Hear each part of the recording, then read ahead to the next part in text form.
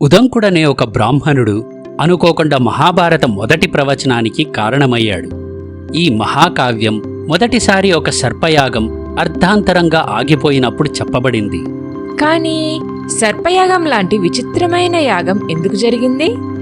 జనమేజయుడు అనే ఒక మహారాజు ప్రపంచంలో ఉన్న అన్ని సర్పాలను నాశనం చెయ్యాలనుకొని ఆ యజ్ఞం చేయించాడు.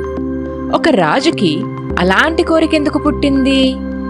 జనమేజయుడి పసితనంలోనే తక్షకుడు అనే ఒక సర్పరాజు తన తండ్రి అయిన పరీక్షిత్ మహారాజుని తన విషజ్వాలలతో బలి తీసుకున్నాడు.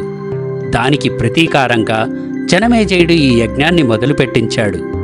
అయితే అన్ని సంవత్సరాల తర్వాత జనమేజయుడిలో ఈ క్రోధాన్ని రగిల్చింది ఎవరు?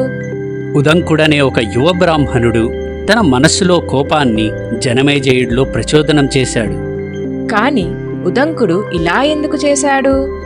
ఉదంకుడు గురుదక్షిణ ఇవ్వడానికి పౌష్యరాజ్య మహారాణి చెవితాటంకములు తెస్తుండగా తక్షకుడు వాటిని దొంగలించాడు.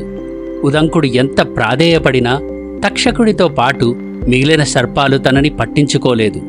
ఆ అవమానమే ఉదంకుడిలో ప్రతీకార వాంఛకి కారణమయ్యింది. జనమేజయుడికి పరీక్షిత్ మరణం గురించి చెప్పి తనని సర్పయాగం చేయడానికి ప్రేరేపించాడు.